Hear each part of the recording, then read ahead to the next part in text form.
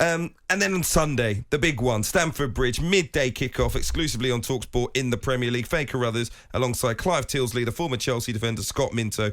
Chelsea against Arsenal. Mouth-watering clash. If you want to talk about that this hour, the number to call 03717 2233 44. You can text 81089. You can tweet us at talkSPORT as well. I'm Hugh Woozencroft alongside the former England striker Leanne Sanderson. Should we start with that big game on Sunday, Chelsea against Arsenal? We've spoken a little bit earlier on about Arsenal, just how good they've been, how we both feel that they are right in there in terms of a title race and shouldn't be discounted at this point. I certainly wouldn't count them out.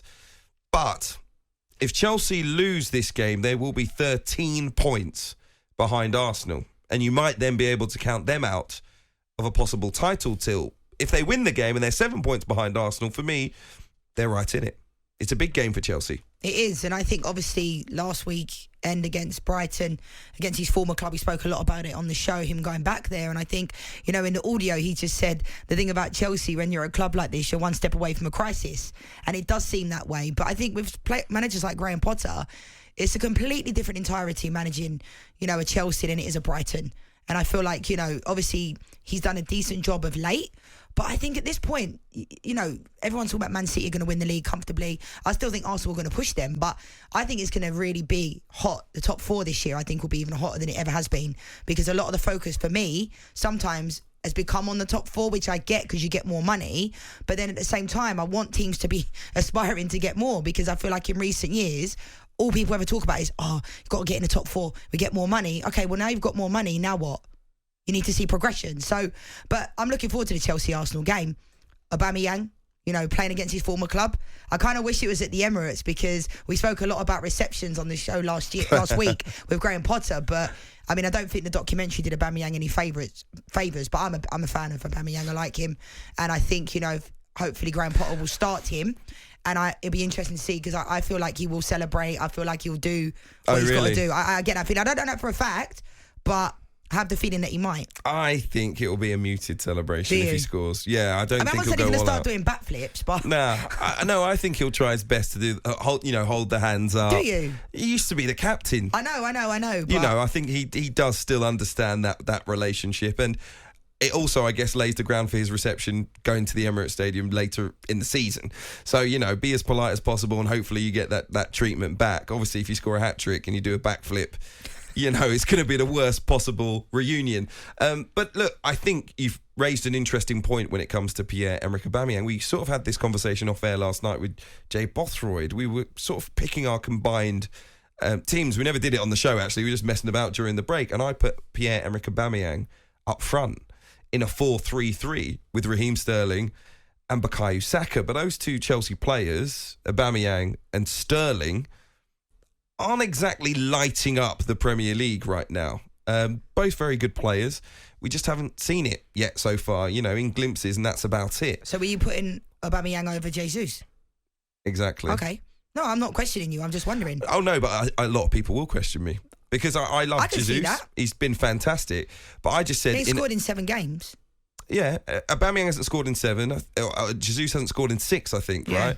But ultimately, what Jesus is giving to the team is a lot more, I think, than Aubameyang at this point in time.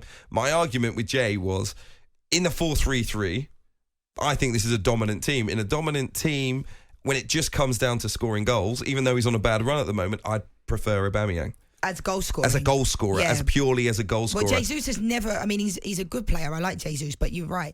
The stuff he brings to Arsenal, I think, is massive. He literally would run through a brick wall for that club. You can see it already, and he's only been there 5 minutes. But I can see where you're going with that, because I've always been a big fan of Aubameyang. Maybe because he's different. I feel like he's quite outward. As a personality. And I kind of value that. Me, of all people, would know how that feels. But, sometimes maybe, like I said, we mentioned a documentary many times. It made Arteta look like the king, and it made Aubameyang look like he should never, probably, no managers would ever want him. So, and my mum always says there's always 3 sides to the story, yours, theirs, and the truth. And there are a lot of players in the Premier League that would turn up late to training. I'm not saying I condone it, but at the same time, it happens. But, that relationship was untenable in the end, and I think he had to obviously move, and he went to Barcelona, was there for 6 months, did okay there. But, I think it's going to be interesting. I don't think Arsenal fans are going to have any loveless for him on Sunday. I really don't. Later in the hour, we'll be speaking to Louis Beneventi, a Chelsea YouTuber, Dave Seeger from Gunnerstown.com as well, about this game from the fans' perspective. But from your point of view, is this game definitely bigger for Chelsea? Because I spoke to that Arsenal fan a little bit earlier, and like I said, I pointed out, if Arsenal get through this game with a victory, I do think it sends a message now, because you can't keep having an excuse for why Arsenal have done well against the big team so far. Or Liverpool weren't great. Spurs had a player sent off. They've gone away to Man United and lost. Are they all that? Another big team comes in the shape of Chelsea. If they dispatch them and they play well, it sends such a big sign, a huge sign to the Premier League about the quality of this Arsenal team. Absolutely. And I feel like I've said it many times on his show before, that I feel like Arsenal can't really win, because when they do win, people are waiting for them to crumble. Like they did kind of last year. They threw away the Champions League spot, didn't they? I mean, they had 2 games in hand, and in the end, nobody really wanted that 4th place spot, really. It almost fell in Tottenham's lap. But I just think, Arsenal, they're in a really good place right now. Mikel Arteta, you can finally see his plan coming into fruition, and I have a good feeling about them. I do. I can't help it. It's hugely psychological for Arsenal if they win the game. I think a lot of Arsenal fans as well, they probably feel this way, that sometimes if they don't want to get too carried away because they have that all too familiar feeling.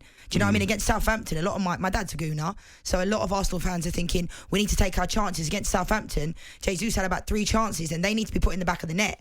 And I think that's why a lot of people feel they're not very convincing. But I think earlier on in the season, when they went behind against Fulham and came back, people were saying, oh, it's only Fulham. No, Fulham are a good team, as we've seen, 7th place in the Premier League this year.